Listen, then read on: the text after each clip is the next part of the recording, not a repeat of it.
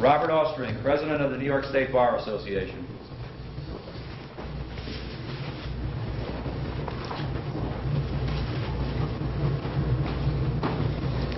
The Law Day ceremony will now begin. All please be seated.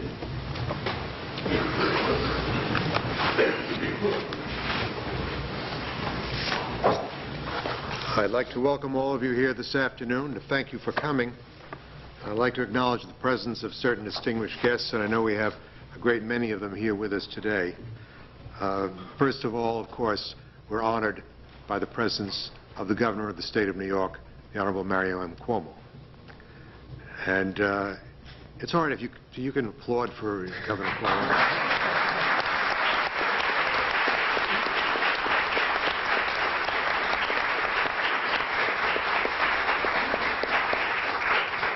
Just a moment, let's not get carried away. We also have the Attorney General, Robert Abrams.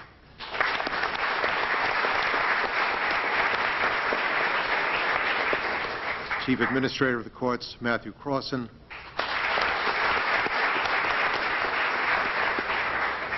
And the President of the New York State Bar Association, Robert Ostertag.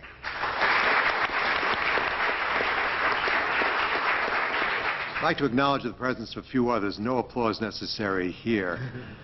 First of all, the mayor of our city, Mayor for Life, Tom Whalen. We have our new county executive, Michael Hoblock, here with us this afternoon.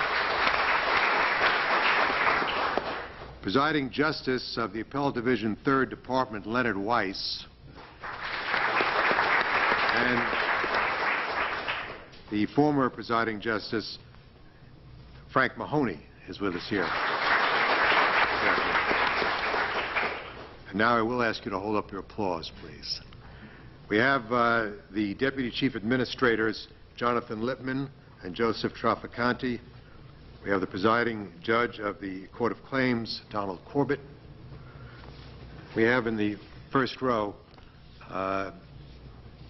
Judge Mike Gabrielli and his wife Dot. Mike's picture is up there, so in case you're not close enough to see him in person, you can look right up there and see him. And next to him, of course, is Hugh Jones. And Judges Gabrielli and Jones came on with me a long time ago to serve on this court. We had great years together, and Gene Jones is also with Judge Jones. We have our Superintendent of State Police, Tom Constantine, here. The District Attorney of Albany County, Saul Greenberg. Chester Straub, the chair of the statewide Judicial Screening Committee. And again, many other distinguished guests, and I thank you all for coming to share this very important day with us. In 1958, President Dwight Eisenhower declared the first Law Day as a peaceful answer to the May Day military displays in the communist nations. And I was going to come before you this morning with a kind of conceit and smugness and say that whereas the communist nations no longer celebrate May Day, we are still celebrating Law Day. But it's difficult, given the events of the last 48 hours, to be smug or conceited or even satisfied or confident about our system of law. There is out there on the part of many of our citizens a sense of frustration and betrayal, a feeling of alienation, and a sense that the law doesn't work for or protect certain individuals, and they feel that because the law doesn't work for them, they should no longer be bound by it. Now, whether this feeling is based on fact or perception is of no moment, because perception becomes reality in situations like this. And so we know, and we are reminded today more than ever before, that we must continue to do all we can to struggle for justice and restore the confidence of all of our citizens in our justice system. Our first speaker this afternoon will be a man who has devoted his life in this struggle for justice and who served so well and ably as the President of our New York State Bar Association, Robert Ostertag.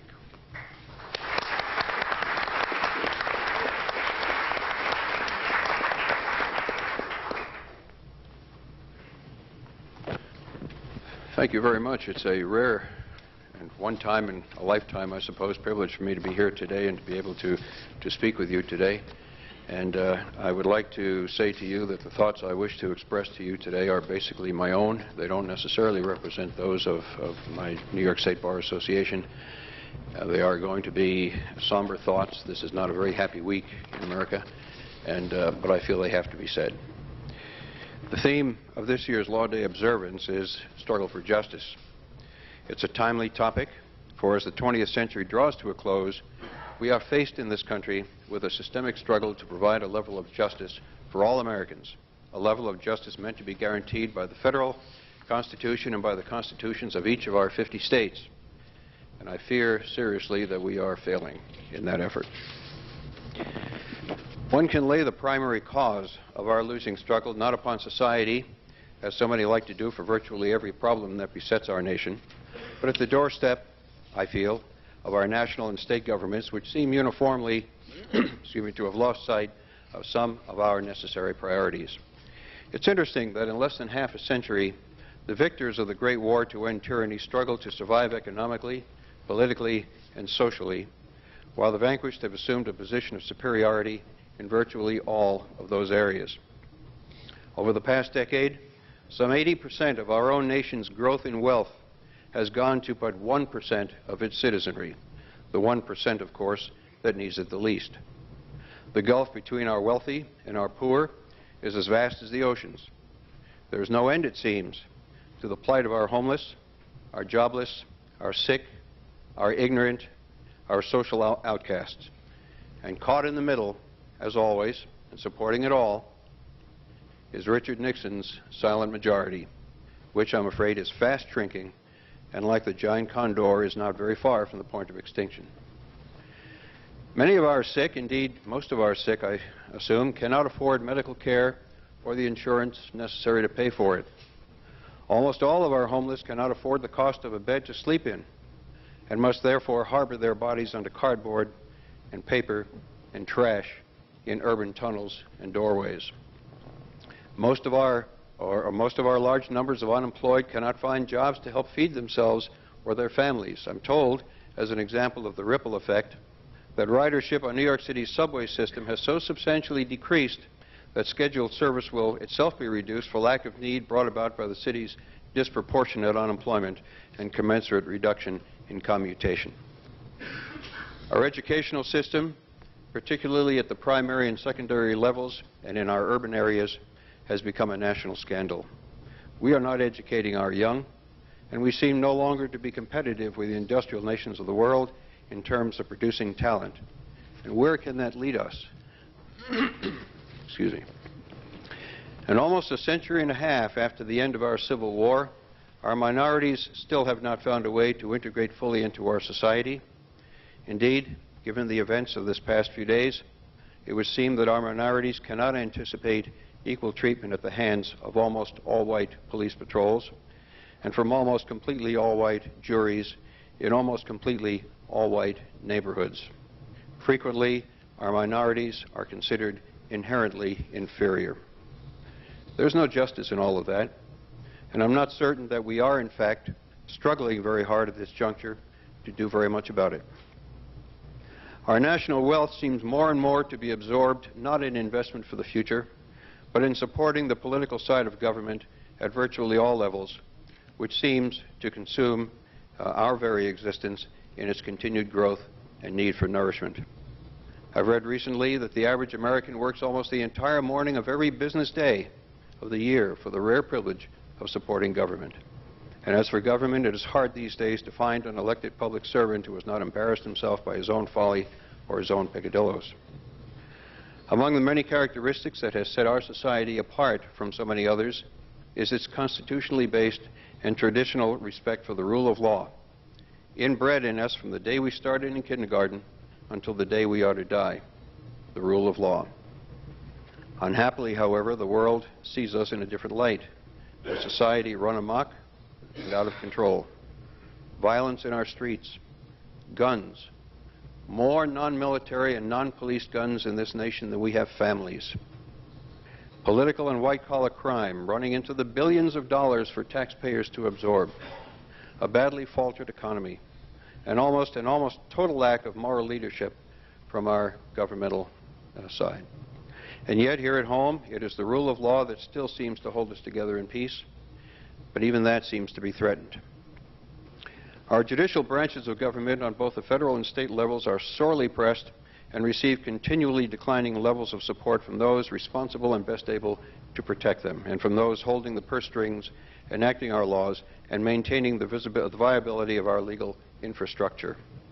If our political leaders themselves demonstrate little regard for our legal institutions, how long may we expect our citizenry to continue to do so?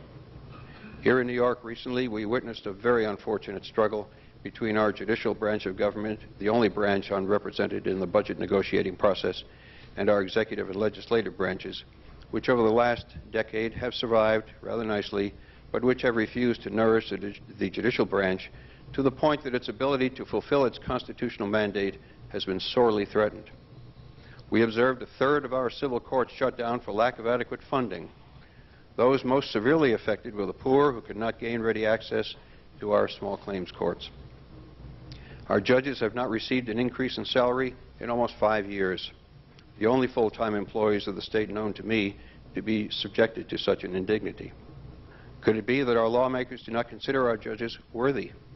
If so, why do they continue to avoid finding better ways than the political process to select our judges? How can we expect to lure to the bench the best that our profession can provide when the best of our profession cannot afford to be there, and the politically motivated selective process seeks only to reward for political loyalty and not for professional competence? And how can we expect to lure the best of our profession to the bench when the facilities we provide for them have disintegrated to the point of public embarrassment, arguably the worst in the nation? History tells us that when a nation's economic, political, and social institutions disintegrate to the point at which respect for the law no longer has meaning, rebellion ensues, first in the form of civil disobedience, then in the form of open rebellion. That's what our own revolution was about, and that's what most revolutions are about. Much of our citizenry has already turned against itself in New York, in Chicago, Los Angeles, Miami, and elsewhere, certainly in Washington, the very seat of our government and the crime capital of our nation. With a failing economy, a declining level of satisfactory medical care, and an inability to obtain it, with an educational system that ranks among the world's mediocre, with an ever-increasing upper and lower class and an ever-decreasing and stressed middle class, and with executive and legislative governmental bodies unable or unwilling to address these problems and thereby to preserve the one common thread that still somehow seems to bind us, our respect for the rule of law, we seem to be losing the struggle for justice. Not just the justice available in courtrooms, but social and economic justice as well. Are we really struggling for justice? It hardly seems so. And does this seem like a somber message on the theme of this year's Law Day observance? It is, regretfully so. Thank you so much.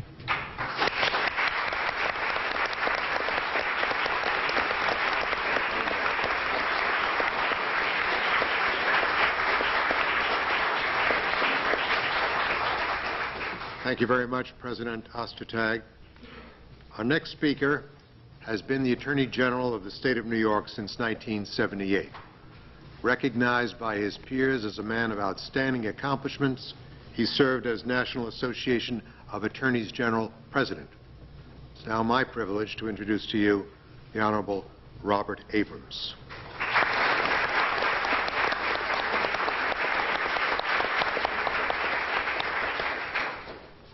President Ostertag, Governor Cuomo, Chief Judge Wackler, distinguished associate judges of the Court of Appeals. Before reviewing some thoughts that were prepared prior to the incidents of the last couple of days, allow me to say a word about that. I and millions of Americans were not in that courtroom, so we did not sit day by day and listen to testimony and observe the witnesses and evidence that was produced. However, millions of us did see a tape, and that tape reflected what appeared to be undue force being inflicted upon an American citizen by uniformed police officers, and a result appeared very clear to anybody who was looking at that with any degree of objectivity. And so it is baffling to find that there was the acquittal of all those who were charged. And so a deep sense of injustice rages in the hearts and beats heavily in the bodies of people in this country today. But it seems to me that while there is that strong feeling about an injustice being done, you can't solve one injustice by creating another set of injustices. We must cling to the very system itself and work harder to improve it, to make sure that there won't be injustices in the future. We've got to make sure that this is not the end of that story.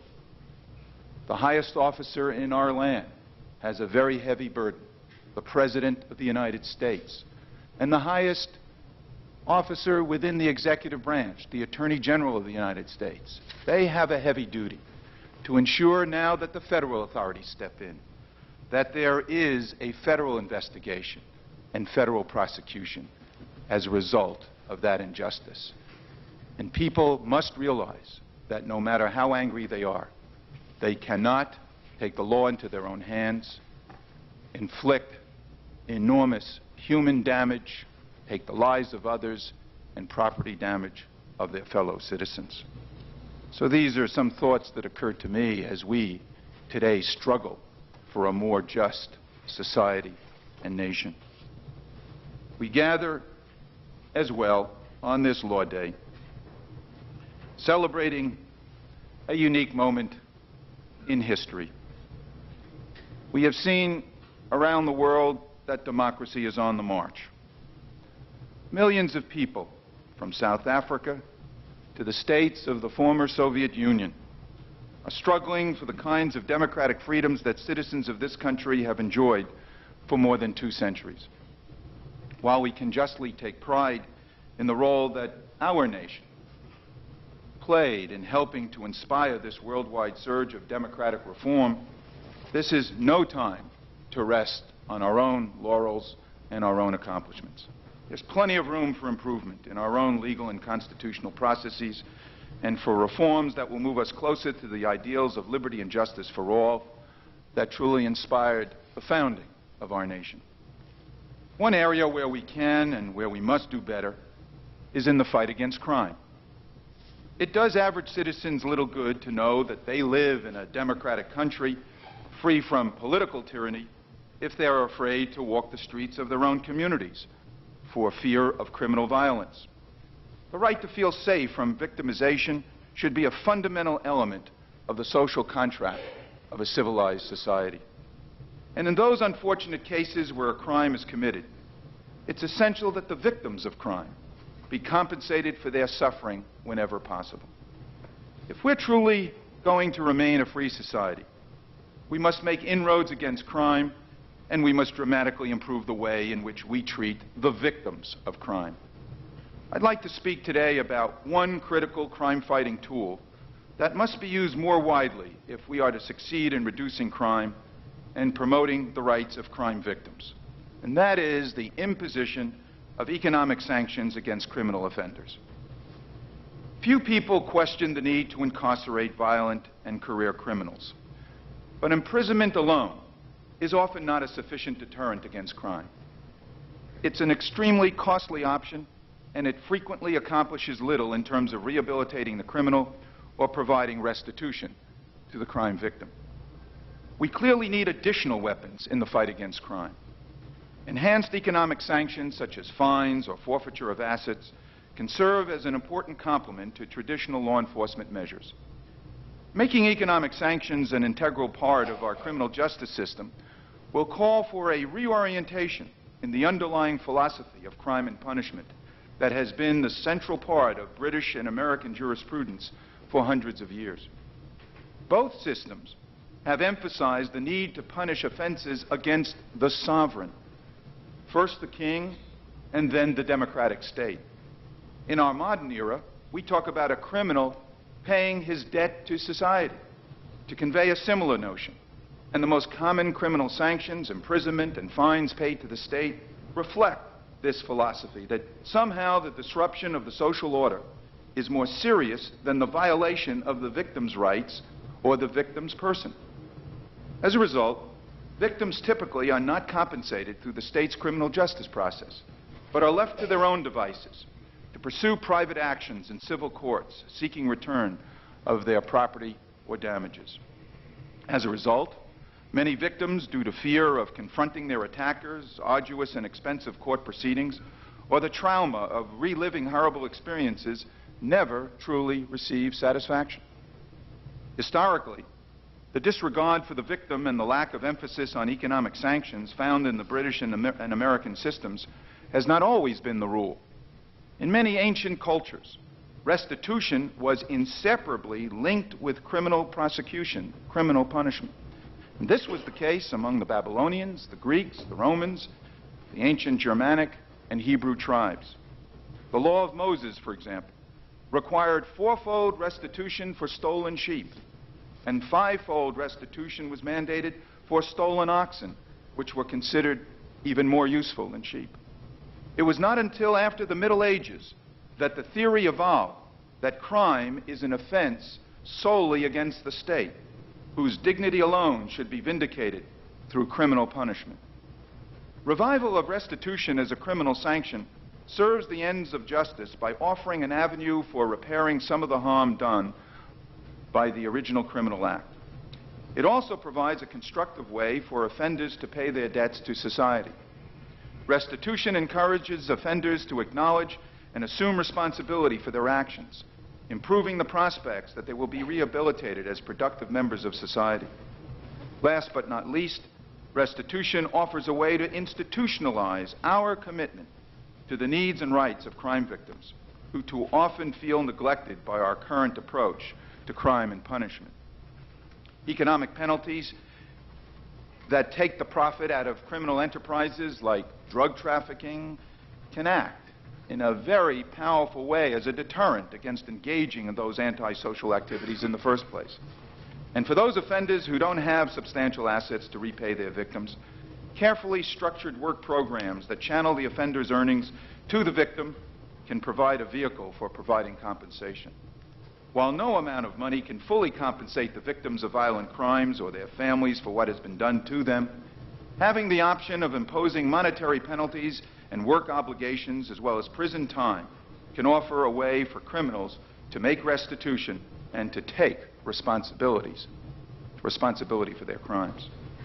We've begun to turn the corner on this issue of economic sanctions and restitution, as evidenced by a number of changes that have taken place in recent years. Fines for criminal acts have been increasing, and the use of asset forfeiture against criminal enterprises has expanded significantly at both the state and federal levels. In addition, a number of states now mandate victim restitution where feasible. Here in New York, we've instituted a number of important reforms on this front. Those efforts have included substantially increasing the upper limit on restitution awards, requiring judges to consider restitution to the victim during criminal sentencing, allowing restitution to be imposed as a condition of probation, and requiring that when a judge imposes restitution and a fine, restitution to the victim must be paid first. A major step was taken when the legislature passed the forfeiture statute, at my urging and that of other members of the law enforcement community. This landmark law greatly improved our ability to impose meaningful economic sanctions by seizing the ill-gotten gains generated by organized criminal activities such as drug trafficking. The legislation also contains an important provision that gives crime victims priority access to forfeited assets. These are all important steps toward making restitution and economic sanctions a central part of our criminal justice system, not a mere afterthought. But more can and must be done. One critical and extremely timely issue in this regard is the need for legislative action to restore to crime victims the kinds of protections that are embodied in New York's landmark Son of Sam law. That law was struck down by the United States Supreme Court this past December. The intent of the law was to prevent notorious criminals from profiting from their crimes by selling their story to the media until there were assurances that any victims of that crime would be compensated. The Supreme Court struck down the law, holding in part that the law was unsustainable on First Amendment grounds because it singled out an offender's speech about their criminal act for sanctions. The legislature is actively considering a program bill submitted by Governor Cuomo in conjunction with the Attorney General's office, which would reinstitute the kinds of protections for crime victims intended under the Son of Sam law.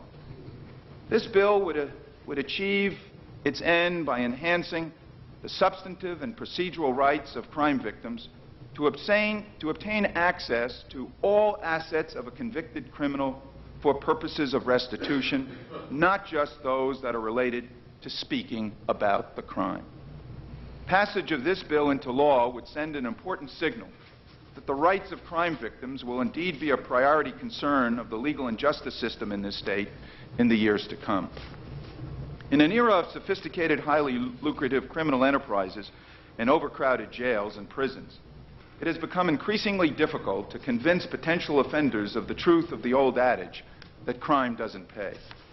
Punishment through incarceration and stiff sentences for serious offenses must continue to be at the core of our approach to the problem of crime, but it cannot be the sole solution. By increasing our emphasis on economic sanctions and restitution, we can make an important stride forward toward a more just system that not only deters crime and rehabilitates offenders, but also offers long overdue support for the rights of crime victims. These are some of the thoughts that come to mind as we struggle for a more just society on this Law Day. Thank you very much.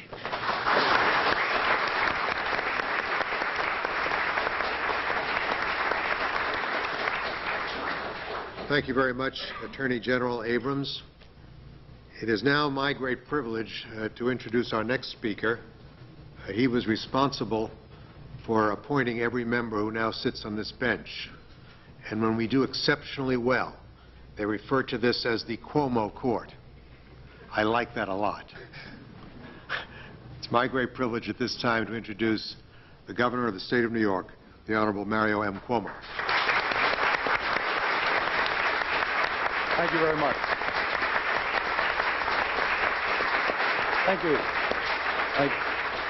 Thank you, Mr. Chief Judge. Bob Ostertag, my friend and neighbor of many years, who was always very, very popular in our community, had a wonderful sense of context and appropriateness, and I'm sure you were popular again today, Bob, when you made the point that the judges haven't gotten raises in years. But he always led the league in felicitous timing.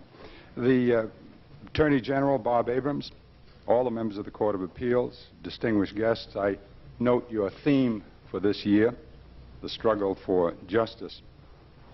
And at this moment, as has already been said, I'm sure that most people in this country know that that can be a hard struggle indeed. Surely the difficult-to-explain verdict in Los Angeles and its tragic aftermath say that with excruciating clarity. You've heard the Chief Judge, you've heard the Attorney General, you've heard the President of the State Bar already comment, and the points they made I would echo. Indeed, I said many of the same things myself yesterday, and we'll be talking again later today on the subject after we get reports as to what the conditions are in our own state. The hardness of the struggle that is made so evident by what's happening today around the country and by what happened yesterday seems even greater when you look to the homes and the factories and the streets beyond the courthouse. Bob Ostertag made the point, I think, with admirable, although disconcerting candor. Everywhere in the country there are wrenching problems that produce pain, loss, fear, apparent unfairness, apparent lack of justice in the larger sense, unemployment, poverty, homelessness, violence, crime, at an unprecedented level. These make the struggle for justice in the world of controversies and in the courthouses that seek to resolve them a hard struggle, getting harder. I spent a good deal of my time talking about it, decrying it, demanding solutions to it, trying to produce some solutions or at least mitigations of these problems. Because it's been so thoroughly stated here already, and because I've spoken about it so much in the past, I don't feel it appropriate to spend a whole lot of time doing it again today. And indeed, to be candid with you, I and many others like me perhaps might well be looking for some small consolation at this point, perhaps even a respite. And seeking that, a story comes to mind. A little story, but a nice one. The great Fiorello LaGuardia captured the spirit needed to successfully undertake this struggle for justice today. LaGuardia was presiding at a police court in New York City one particularly cold winter's day, and this is the truth. And a trembling old man was brought before him charged with stealing a loaf of bread. He told the judge his family was starving. He had no alternative. LaGuardia looked at him sternly and said, "I've got to punish you. The law is the law, and the law makes no exception. I can do nothing but sentence you to a fine of $10. And then the little flower reached into his pocket, pulled out a $10 bill, and told the man, "However, here is the $10 to pay your fine. And now I remit the fine." Whereupon LaGuardia tossed the bill into his trademark hat and then stated, "Furthermore, I'm going to fine everyone in this courtroom 50 cents for living in a town where a man has to steal bread in order to eat. Bailiff, collect the fines and give them to the defendant."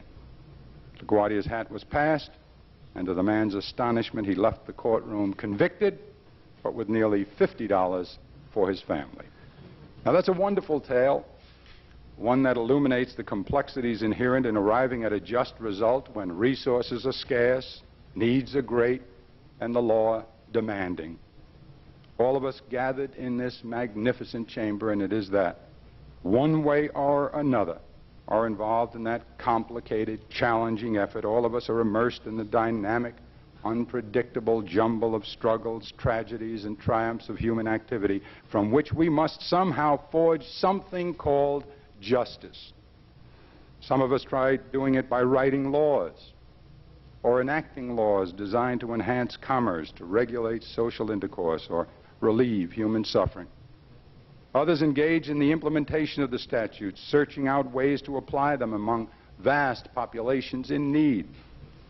Still others among us strive to interpret and adjudicate the law as it relates to all men and women, striving harder than before because there is so much more to do and resources are scarce. All of this, part of the struggle for justice. It can be difficult.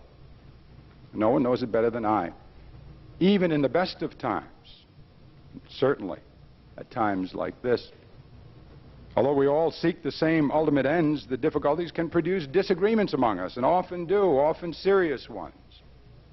But with intelligence, dialogue, perhaps a little patience, those of us engaged in the struggle can accomplish a great measure of justice for all when we lock arms in united effort. Well, we've proven it with historic accomplishments in this great state. Not the least of those accomplishments is particularly evident today, right here, in this wonderful room. Working together, the elements in this state have helped ensure that New York State enjoys an excellent court system, which it still is, with surely one of the best high courts in America. It has been a court, this Court of Appeals, of many, many great justices, some of them giants, some of them in this room today. I want to focus for just a moment on one of them. Even among the giants, few have had this man's experience. Few conducted themselves with greater learning, wisdom, and dignity in the service of others. In our search for role models to guide us in this complicated struggle for justice, we'd be hard-pressed to find a better example than the Honorable Dominic Gabrielli.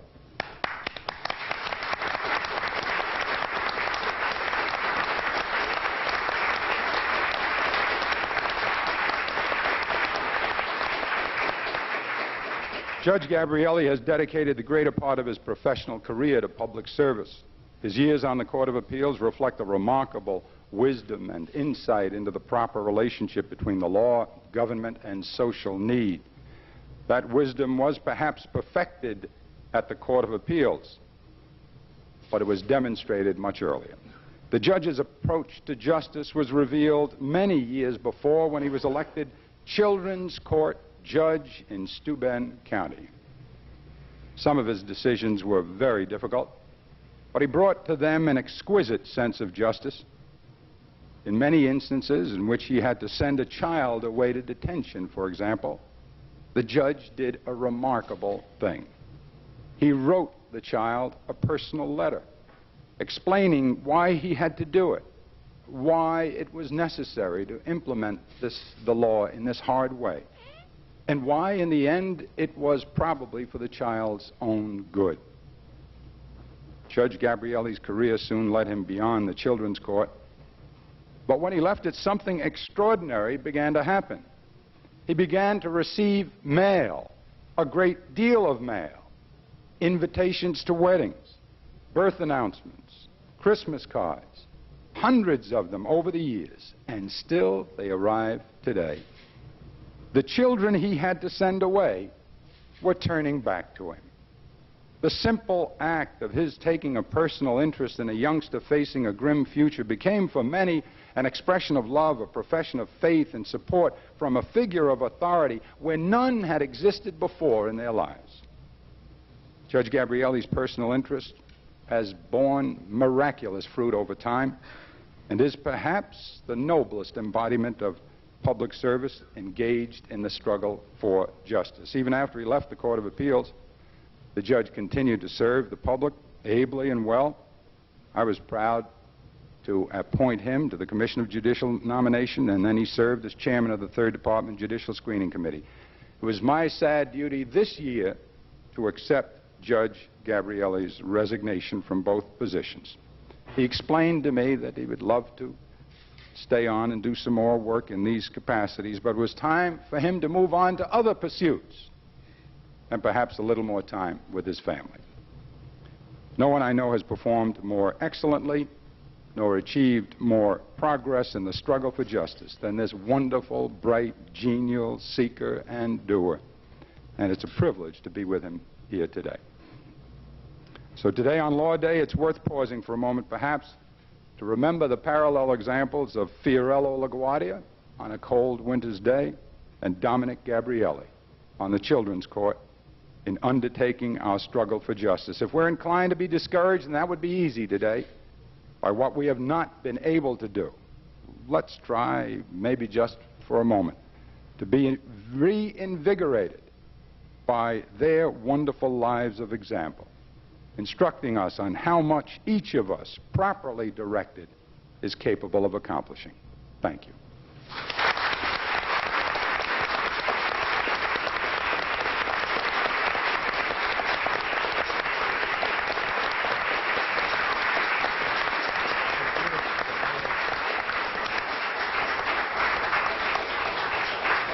Thank you so much, Governor Cuomo.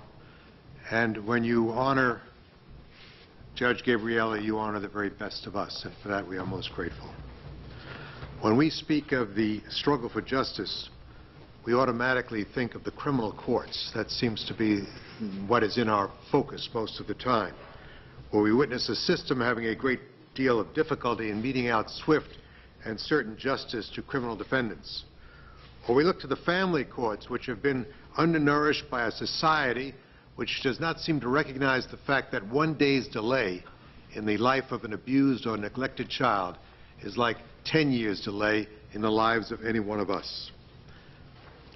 But I'm going to speak today about another struggle for justice, and that is a struggle for justice in our civil courts, our civil justice. An editorial in one of our leading newspapers, while alluding to the possibility of closure of certain of the civil courts during last year's fiscal crisis, said that this was not serious because the civil courts, and I quote, are only a matter of public convenience. When I first read this, I was reminded of a meeting I had with the Minister of Justice of the then Soviet Union, who told me that The Soviet Union at that time was anxious to go into a free market economy. But he said that we cannot do this because we do not have any civil courts in Russia. And you need civil courts to enforce contracts or to collect unnegotiable instruments. No, the civil courts are not merely a convenience. It is there to protect commercial rights and civil rights. It is there to preserve our environment and to protect the right of a newspaper to publish. It is not a convenience. It is the touchstone of all of our freedoms. And it was the civil courts that the great common law of this state and nation were born.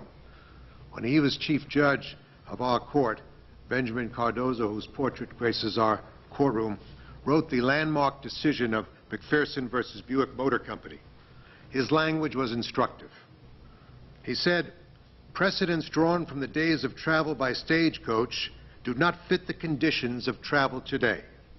The principle that the danger must be imminent does not change, but the things subject to the principle do change. They are whatever the needs of life in a developing civilization require them to be." Now, civilization continues to develop. And although Judge Cardozo likely never predicted the medical and technological advances that have led to current products liability litigation, his words have no less force and vitality today. I have no doubt that the common law is well equipped to meet the challenges which will result from the social and demographic shifts of the next 30 years, the potential intergenerational strife as the aged population increases, the weakening middle class, new science and technology, areas where the courts will be called upon to act before the legislatures will be able to act. But while I believe the tools are there and that the common law is resilient enough to weather the onslaught of new challenges, this will depend on our ability to improve our civil courts, to do a better job. And it's also contingent upon the courts receiving adequate funding to function properly. New York State is the commercial heart of this nation. For that reason, if for no other, we must provide a civil court structure capable and competent, as it has been in the past, to resolve commercial disputes. We all applaud various forms of alternative dispute resolution. However, when we read many of our important commercial cases being resolved in alternative forums, unreported determinations being made by rented judges, an ever-expanding enterprise, by the way, we wonder how the future of the common law will develop. On this law day, the courts struggle against formidable odds to carry a proud common law tradition into the next century. As we look to the future, if we see a public persistence in not properly funding the courts, and yes, not giving judges adequate salary, because the judges have to compete to try to get the best people onto the judiciary. And we find that we can't compete with the private sector, not even with the public sector, with over 1,000 members of our state government and hundreds of others in our local governments earning more than our highest paid judges. Then we recognize the fact that we will not succeed. The courts are now being expected to do more than their traditional role as called for in the past. And we have to be willing to equip those courts to give them the ability to perform, to be able to function as they must. If not, the great engine of the common law will no longer be fueled. This will be a tragedy, not only for the citizens whose very real injuries will go unredressed, but for the rest of society who will no longer be able to look to the courts for protection and guidance. When creative thinking and judicial innovation fall prey to administrative and budgetary constraints, we are all the poorer. It is my hope that the courts will not be sacrificed for expediency and that the common law tradition will survive intact. That we pledge to do our best to accomplish so that we are able to respond to new challenges and afford protection to all of the people of this state. Thank you very much.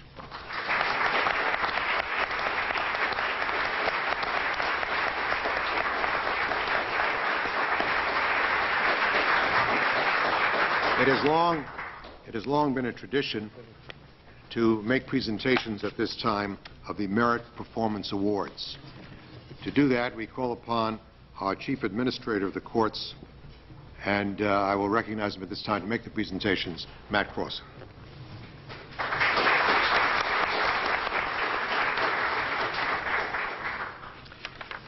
Chief Judge Wackler, Associate Judges of the Court of Appeals, Governor Cuomo, Attorney General Abrams, President Ostertag, ladies and gentlemen.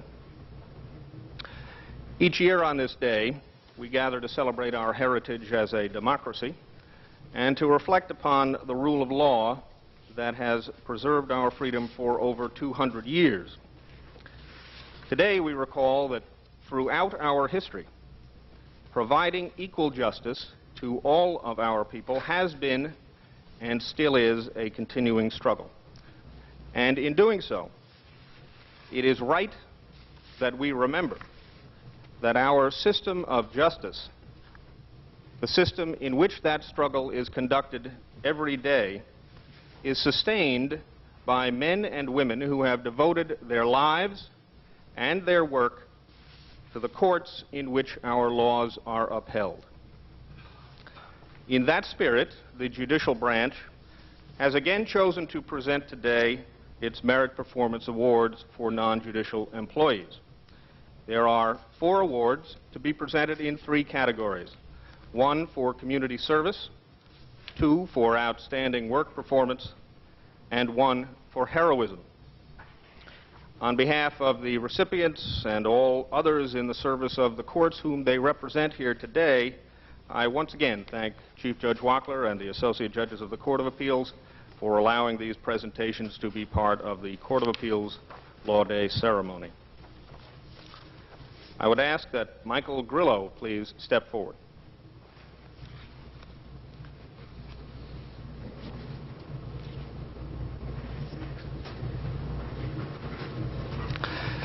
Nine years ago, when Michael Grillo was suffering from 2 forms of cancer, he wandered the dispiriting corridors of Memorial Sloan Kettering Cancer Center and eventually headed one day to the 5th floor pediatrics ward.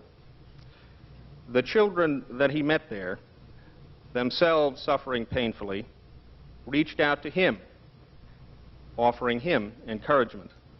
That day, Michael Grillo made a single promise.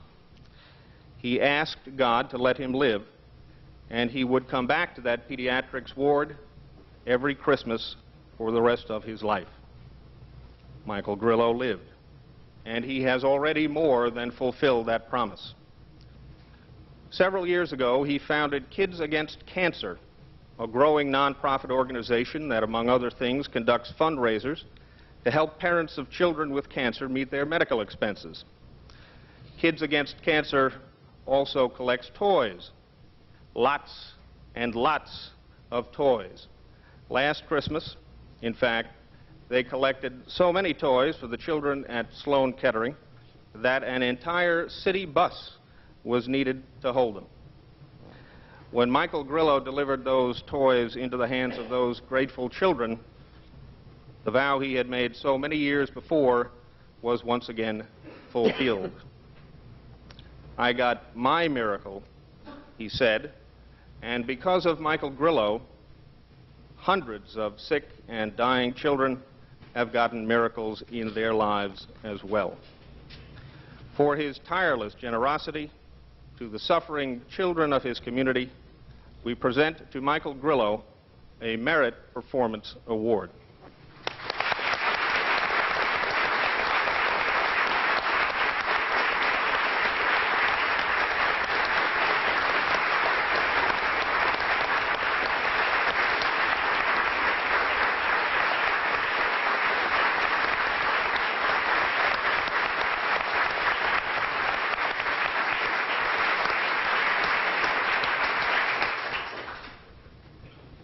Now I would ask that Jack Baer and Joyce Heath please come forward.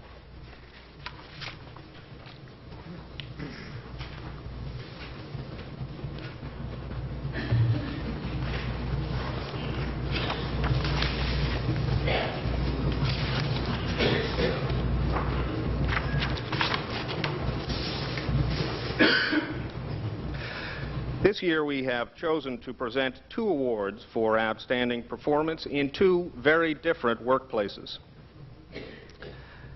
1991 was a troubled and difficult time for the New York City Civil Court. Because of deep cuts in the court system's funding, the Civil Court lost almost one-third of its staff. The Small Claims Court was reduced to one night each week, and the arbitration program was closed completely. The effect was devastating, and the institutional integrity of the Civil Court, the court often called New York City's People's Court, was put in jeopardy. One person's literally tireless efforts were responsible in large part for keeping the New York City Civil Court operating. Jack Baer, the Civil Court's chief clerk, applied his detailed and comprehensive knowledge of his court, of the law, of the civil service system, and of basic human nature to hold together an extraordinarily complex court operation under the most intense imaginable pressure. His creativity, caring, and selflessness, as well as his spirit and inner strength, will long be remembered by his colleagues and by those the New York City Civil Court serves. Far from the roiling streets of New York City, in beautiful Greene County, another court employee is well remembered by her colleagues. Joyce Heath, secretary to County Court Judge Daniel K. Lawler, was nominated by an award by virtually every single person in her courthouse, and by many other people as well, and the nominations are still coming in.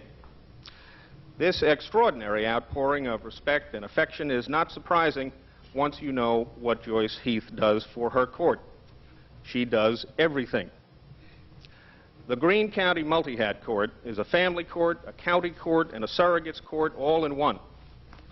Joyce Heath goes far beyond her duties as secretary to literally make the court run, to explain its confusing procedures to the public, to help her co-workers in every way she can. Her wisdom, grace, and unfailing courtesy are counted on not only in her court, but in all the agencies and by all the people that depend upon it. They say that no one is indispensable. But when Joyce Heath was ill recently, it took 5 people to do her job. For their exemplary initiative, dedication, and commitment to excellence, we present to Jack Baer and Joyce Heath Merit Performance Awards.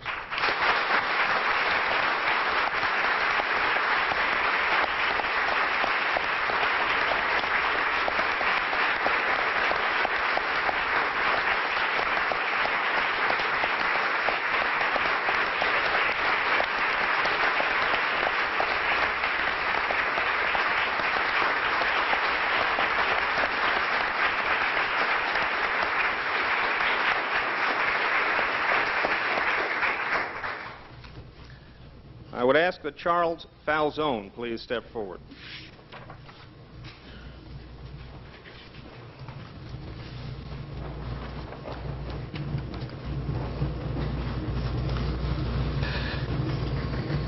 In the early morning hours of March 14th of this year, Senior Court Officer Charles Falzone waited for a subway train in the Canal Street station in Lower Manhattan.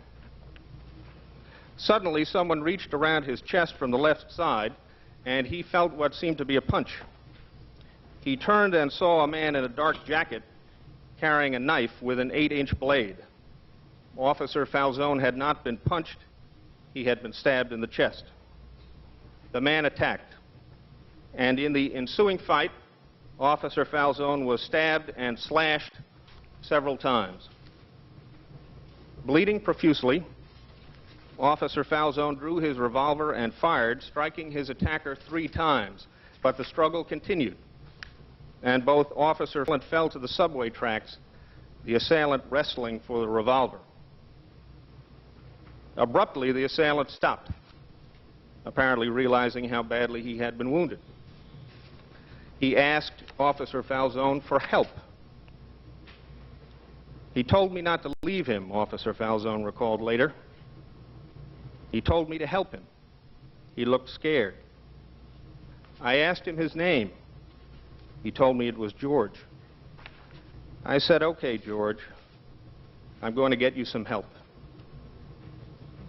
With blood pouring from his wounds, Officer Falzone lifted his dying assailant off the subway tracks and carried him, staggering, from the platform up a staircase to the street. The effort exhausted him. George, Officer Falzone said, "I don't think I can do this." He collapsed next to the man who had stabbed him, the man whose life he had tried to save. Help came too late.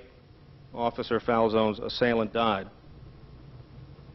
When asked later about this extraordinary act, Officer Falzone said he never thought twice about trying to help the man who had just tried to kill him.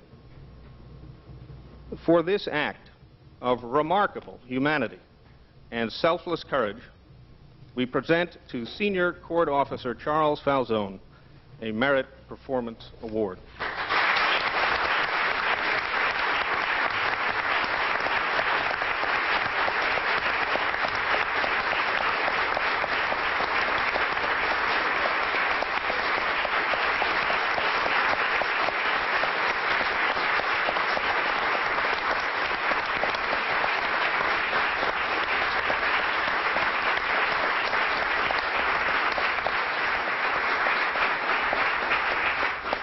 Judge Wackler, Associate Judges of the Court of Appeals, ladies and gentlemen, that concludes the Merit Performance Awards for this year. Thank you.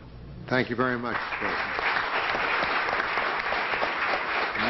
Michael Grillo, Jack Baer, Joyce Heath, Charles Falzone, you've brought great honor to all of us, and we all applaud you. Salute you. Thank you.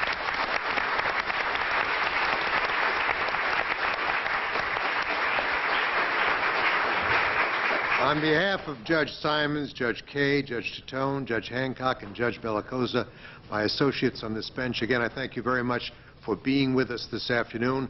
We'd like to come down and say hello to you. Thank you very much.